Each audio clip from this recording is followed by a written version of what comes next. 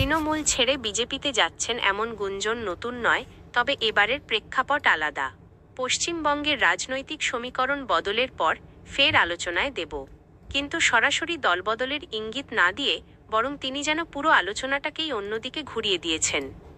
দেবের বক্তব্যে স্পষ্ট তিনি রাজনীতিকে পেশা হিসেবে দেখেন না, বরং পরিস্থিতির চাপে তাতে জড়িয়েছেন, বিশেষ করে মমতা বন্দ্যোপাধ্যায়ের আহ্বানে।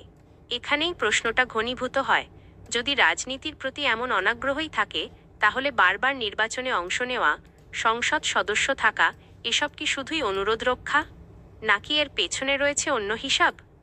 আরও বড় টুইস্ট হল, দলবদল প্রসঙ্গে সরাসরি না বলে তিনি এমন এক অবস্থান নিয়েছেন যা ব্যাখ্যার সুযোগ রাখে। এতে রাজনৈতিক বিশ্লেষকদের মতে এটি এক ধরনের সেফ জোন পলিটিক্স, যেখানে সব দরজা খোলা রাখা হয় পরিস্থিতি বুঝে পরবর্তী পদক্ষেপ নেওয়ার জন্য। এদিকে তৃণমূল কংগ্রেস এর দুর্বল অবস্থান এবং ভারতীয় জনতা পার্টির উত্থান, এই বাস্তবতা অস্বীকার করার সুযোগ নেই।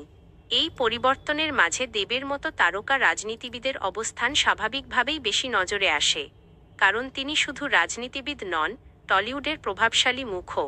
তবে দেবের বক্তব্যে আরেকটি দিক পরিষ্কার, তিনি ধীরে ধীরে রাজনীতি থেকে সরে এসে আবার অভিনয়ে মনোযোগ দিতে চান। কিন্তু বাস্তবতা হলো, একবার রাজনীতির মঞ্চে উঠে গেলে পুরোপুরি বাইরে থাকা সহজ নয়, বিশেষ করে যখন নিজের অবস্থান নিয়ে এত জল্পনা তৈরি হয়েছে। সব মিলিয়ে দেব আপাতত দলবদলের গুঞ্জন এড়িয়ে গেলেও তার বক্তব্য বিতর্ক থামানোর বদলে আরও প্রশ্ন তৈরি করেছে। তিনি কি সত্যিই রাজনীতি ছাড়তে চান, নাকি সময়ের অপেক্ষায় আছেন? এই প্রশ্নটাই এখন সবচেয়ে বড় টকিং পয়েন্ট।